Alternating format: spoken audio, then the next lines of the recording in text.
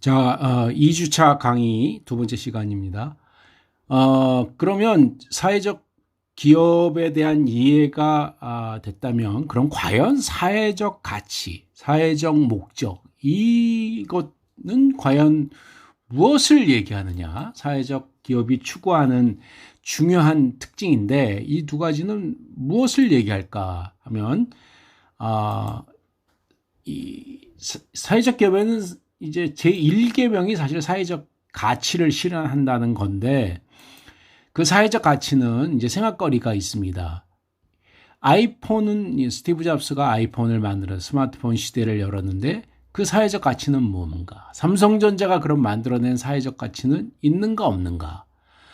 지금 이 아이폰 스마트폰이 나왔을 때 세상에 큰 변화가 왔다. 우리 삶의 편리도, 소통 수단, 그리고 지금 사실 앞으로 이제 4차 산업혁명, 또 그 5G 뭐 이런 것에 의해서 정말로 수많은 그 사물 간의 연결, 그 인공지능 이런 것들이 다 이제 사실 스마트폰하고 발전에 의해서 촉발됐고, 스마트폰을 계속 더 발전시켜서 그걸 도구로 사용할 것이다 라는 것을 보면, 뭐 가난한 자와 같이 한다 이런 사회적 가치하고는 내용이 다르지만, 세상을 바꾸고 세상의 편리도와 효용을 높였다, 우리 삶의 방식을 바꿨다, 이런 것에서도 굉장히 큰 사회적 가치가 있죠. 그러니까 이 사회적 가치에 대해서 조금은 큰 범주로 이해할 필요가 있습니다. 사회적 가치, 사회 문제를 풀어내는 거다. 그러면 사회 문제란 과연 그럼 뭐냐? 자, 이거 보면, 자, 구조적이고 현저하게 다수가 고통받고 있는 것을 사회 문제라고 우리가 지금 봐야 된다, 이런 얘기입니다. 구조적이라는 거는 사회 구조, 그러니까 어떤 그 사람 간의 문제, 단순한 그 일시적 해프닝 이런 문제가 아니고 본질적으로 구조적인 문제다. 본질적으로 삶의 아주 뿌리박은 제도, 배경, 뭐 문화, 뭐 요런데 이제 그 담겨 있는, 그래서 쉽게 풀리지 않는, 원인도 하루아침에 생긴 것이 아니지만 그래서 해결책도 쉽지 않은, 뭐 이런 것들이 지금 사회 구조의 원인이라 박혀 있다. 뿌리가 사회 구조에 있다, 이거입니다. 첫 번째. 그다음에 다수가 연관된다는 점, 그래서 통념적인 문제이다. 그다음에 고통에 관한 것, 다수가 불편하고 고통스럽다라는 것, 그것이 사회 문제이다, 이겁니다. 그러니까 뭐 가난에 대한 거, 환경 보호, 지속 가능성, 뭐 양극화 해소, 약자의 보호, 교통 수단의 개발, 뭐 소통 도구의 개발, 뭐 혹은 어떤 편리성의 그 발명, 이런 거 다 지금 사회 문제의 해결이고, 그것이 사회적 가치를 실현하는 거다, 이렇게 볼 수 있겠죠. 이 사회적 기업은 사회 문제를 지속적으로 해결한다. 지속적으로, 여기서 그죠? 지속적이라는 점. 그 다음에 혁신에 관한 것이다. 이 지속적이라는 것에서 지속성을 가지려면, 라고 해결하는 기업이 되려면 뭐가 필요하겠습니까? 우리가 앞선 시간부터 계속 얘기했던 거와 마찬가지로 재무적, 경제적인 능력을 갖춰야 됩니다. 그 경제적 가치도 만들 수 있어야 자생적으로 지속적으로 해결을 하지, 그걸 사회적 가치만 실현하면 그냥 사회복지기관, 사회시민단체 이런 거나 같은 거예요. 그거는 그런 기업이라고 이름을 붙일 필요가 없죠. 그죠? 그거는 원래 있던 그 목적에 의해서. 근데 그네들이 쓰는 재원은 어떻게 합니까? 뭐 정부의 지원금, 세금에서 얻어 쓴 정부의 지원금, 뭐 기부금, 자선단체, 그 보조금, 뭐 이런 것들이 모여서 아예 너네는 돈을 벌지 말고 돈 그런 버는 거에 신경 쓰지 말고 아예 사회 문제를 해결해라. 이런 거잖아요. 그러니까 그런 건데 지금 이 기업이 사회적 기업이라고 들어가려면 지속 가능성, 자생성이 있어야 된다. 그것은 사회적 가치의 해결뿐만이 아니라 경제적 가치도 만들 줄 알아야 된다. 그것이 굉장히 중요하다. 이렇게 돼야 됩니다. 사회적 기업은 자신의 소셜 미션, 사회적 가치, 임무에 대해서 명확해야 되고 매 순간 돌아볼 수 있어야 되고 그 소셜 미션과 수익력의 균형을 잃지 말아야 된다. 그죠? 때로는 사회적 미션이 좀 표류하는 경우가 있습니다. 자신의 진로를 미션 드리프트라고 하는데 사회적 목적을 잡고 그걸 실현하겠다고 했지만 자생적이 없다든가 그 실현의 문제를 할 수 있는 역량 부족이라든가 뭐 이런 것이 있다 보면 미션이 표류하고 말죠. 어차피 해결을 잘 못하고 감당을 못하는 현상이 발생할 수 있다. 지금 그 전체적으로 비즈니스의 영역은 이 오른쪽에 가장 극단은 이 완전 이득 추구, 기존 일반 기업의 것이고 여기서 CSR라는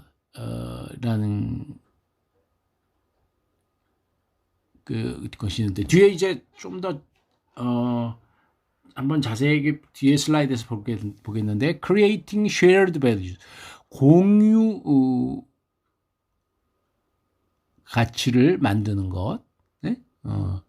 그다음에 여기 소셜 임팩트 비즈니스는 더 왼쪽에 사회적으로 의미 있는 일을 만드는 것에 목적이 크게 되어 있는 것. 그렇지만 메이킹 머니 하는 것이고 체리티는 아예 자선 좋은 일만 하는 거, 돈 버는 거 안 하는 것이고요. 그러니까 그 극단에서 사회적 기업은 여기쯤 지금 위치하게 됩니다.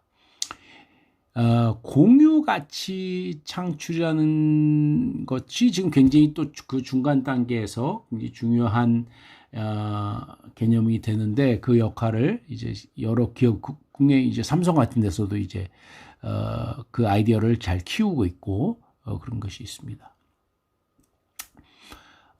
보통 이 사회적 경제를 제3섹터다 이렇게 얘기를 하는데 제1섹터는 정부 공공섹터고 이 섹터가 시장 경제 우리 보통 이야기하는 영리 기업들, 그다음에 사회적 기업, 협동조합, 비영리 NGO 여기 3섹터에 해당되죠. 근데 우리는 이제 기업, 사회적 기업, 협동조합 얘기도 이번 학기에 후반부에 이제 많이 얘기를 할 건데 여기에 지금 해당되죠. 비영리와 NGO는 완전히 기업이 그 영리를 목적으로 하지 않고 기업이 아닌 것을 얘기하고 아까 이제 CSV Creating Shared Values 하버드 대학의 마이클 포터 교수가 이제 꺼낸 이야기인데 기업도 이제 공유된 가치, 사회 공헌 활동의 공유를 위한 대중과 시민사회가 공감을 하는 사회적 가치와 경제적 이윤을 같이 추구해야 된다. 그것이 지금 마이클 포터가 꺼낸 얘기인데 일반 기업에서도 좀 귀 기울여 지금 듣고 따르려고 하고 있습니다. 사회적 가치, 재무적 가치의 소셜 임팩트가 중간에서 공통 분모를 찾으면서 사회적 경제, 사회적 기업의 지금 역할을 지금 찾아내고 있다는 것이고, 그죠?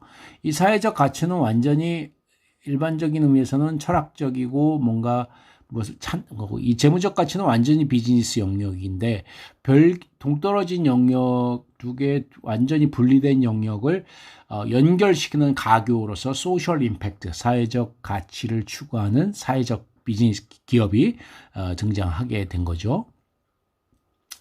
일반적인 대기업들도 공유 가치 창출하는 것을 많이 하고 있습니다. 그래서 네슬레, 그 스위스의 기업이죠.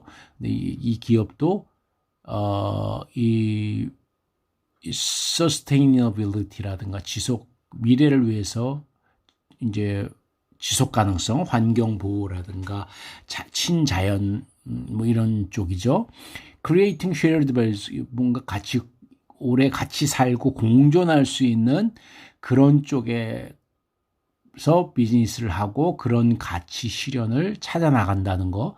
밑에 컴플라이언스는 법을 지키고 원칙을 지키고 행동을 아주 명확하게 하고 투명하고 민주적인 가버넌스, 그다음에 시민사회와 같이 공감하는 뭐 이런 것들이 지금 포함되는 겁니다. 그래서 creating shared values를 일반 기업들도 많이 지금 방향의 전환, 또 자신의 전략적인 선택에 있어서도 그걸 많이 반영시키고 있다라는 것이 됩니다.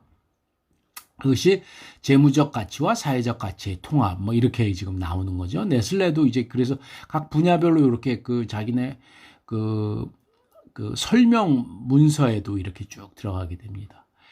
이 사회 문제에 대해서 이 많은 지금 이제 뭐 공유, 금융, 보건, 에너지, 교육 뭐 이렇게 쭉 있습니다. 사회 문제를 구체적으로 잡을 때는 각각의 사회적 기업이 다 이제 고유의 특징을 이제 자기 포인트를 잡아야 되는데 보통 이제 사회적 가치의 유엔에서 꺼내놓은 지금 17가지의 주제가 있어요. 이게 지금 여러분들 다 잘 보일런지 모르겠는데 1번이 No Poverty, 가난을 없애겠다. 뭐 그런 겁니다. 그런 식으로 이렇게 쭉 17개 아주 큰 테마들을 꺼냈습니다. 실제 사회적 기업은 이 테마 중에서 또 작은 단위의 자기만의 독특한 각 17개 중에서 독특한 테마를 이제 택해야 되고, 요거는 유엔의 Sustainable Development Goals라는 것을 여러분들이 구글에서 쳐보면 다 이제 또 요 페이지를 금방 얻을 수 있어요. 여러분들 요 글자가 잘 안 보이면 그걸 쭉 한번 보면 됩니다. 그게 이제 그런 사회적 문제를 이제 거기서부터 출발해서 찾아갈 수가 있겠죠. 기업이 지금 생존 전략을 변하고 있다. 이 사회적 측면과 환경적 측면을 양쪽을 고려하면서 생존을 지금 해야 되고 성장의 기회로 삼아야 되겠다. 보통 이제 환경적 측면 그러면 자원 고갈, 에너지 위기, 사막화, 쓰레기 배출, 기후변화, 식수 부족, 뭐 이런 것들이 이제 있습니다. 우리나라에 해당하는 또 글로벌리 해당해서 사회적 기업을 해외에서 하려면 이런 또 독특한 여건을 지금 알아야 되겠죠.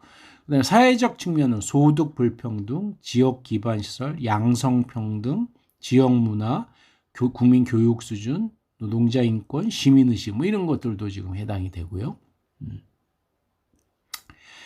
그래서 내가 지금 만약에 사회적 기업을 생각한다면 무엇을 위해서 와우라고 외칠 수 있느냐, 그거에 대한 도전할 주제, 사회적 의미를 찾는 거죠. 그죠? 그게 굉장히 우선 중요하고 그것이 있어야만 사회적 기업을 하는데 또 의미가 이제 와닿을 것이고 열성과 정성이 나올 수 있을 겁니다. 그래서 좋은 아이디어를 만들려면 이 노력하는, 열심히 일하고 노력하고 근면하고 멋진 창업자 꿀벌도 있어야 되지만 적시적소도 있어야 된다. 그래서 그랬을 때 개화, 꽃을 피운다. 네?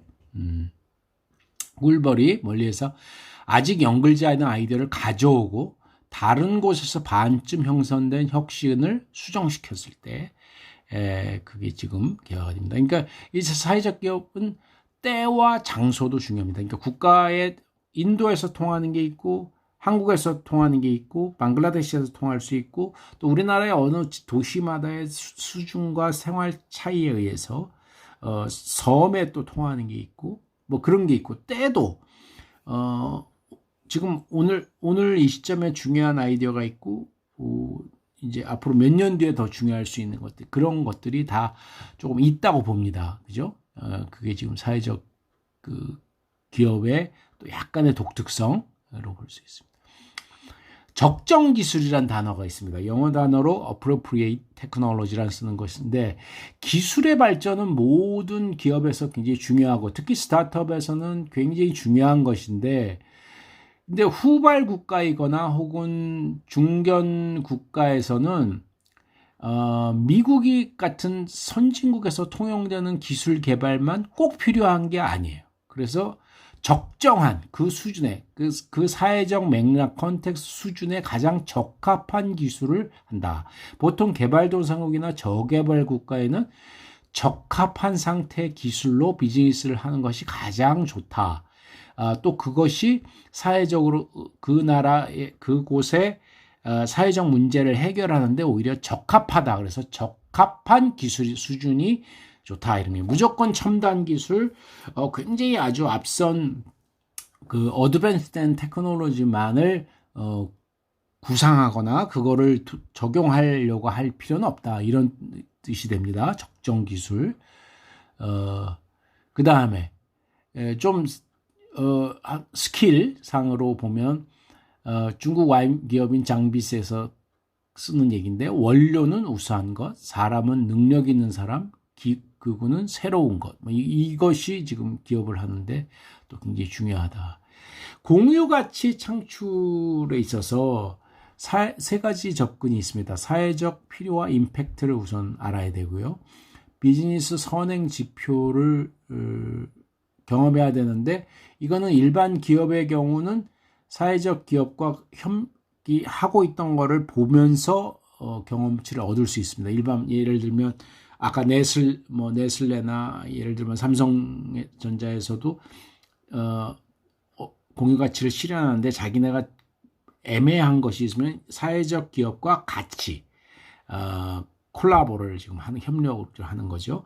그 다음에 자기 기업의 역량과 자산을 활용한다. 그게 이제 세 가지 접근이 있습니다. 그래서 우리 지금 지난 시간에 봤듯이 나이키와 아디다스 이런 데서 지금 외부에서 오픈 이노베이션이라는 게 이제 외부의 이노베이션을 같이 협력적으로 얻는다. 외부와 혼자서만 하는 것이 아니고 같이 외부와 협력적으로 아이디어를 얻는다. 그런 얘기죠. 이노베이션을 한다. 그런 얘기죠. 카카오도 이제 그렇게 지금 시도하고 있고요. 그래서 이 대기업과 사회적 기업의 콜라보레이션이 특히 이 협업, 이 대기업이 사회적 의미를 이식하려고 할 때 기존의 소셜 엔터프라이즈와 그러니까 사회적 기업이 하던 것에서 같이 협력적으로 얻어나갈 수 있다. 그래서 협업의 이점을 보면 새로운 상품과 서비스 혹은 새로운 비즈니스 모델을 개발할 수 있다. 얻을 수 있다는 거. 고객과 시장에 관한 인사이트를 얻을 수 있다. 그 다음에 사업 범위 확대를 통한 새로운 유통처널과 고객도 얻을 수 있다. 그 다음에 직원 참여와 개발, 공급망의 강화 이런 것들이 지금 같이 얻어집니다. 그러니까 기존 기업도 사회적 가치와 사회적 목적을 사업 모델로 담으려고 할 때는 소셜 엔터프라이즈가 하고 있던 걸 굉장히 중요하게 돼서 협력을 한다. 사회적 기업이라는 작은 기업의 입장에서는 기존 빅 컴퍼니들에게서 있는 비용 절감 효과, 뭔가 또 숙련된 경제 활동의 경험, 대규모 활동, 대규모 라지 스케일의 규모의 경제를 가졌던 점, 자원의 풍성함, 이런 것들을 또 얻었을 수 있죠. 그러니까 협력이 될 수 있다고 거죠. 네. 자, 오늘은 그래서 사회적 가치란 무엇이냐, 사회적 목적이란 무엇이며, 그걸 어떻게 지금 우리가 구체적으로 이해하고 사회적 기업가로서 생각할 수 있는 문제를 어떻게 착안할 수 있느냐, 그 출발은 어디냐, 이런 것들을 우리가 지금 쭉 살펴봤습니다. 지금 이번 영상 여기서 마칩니다.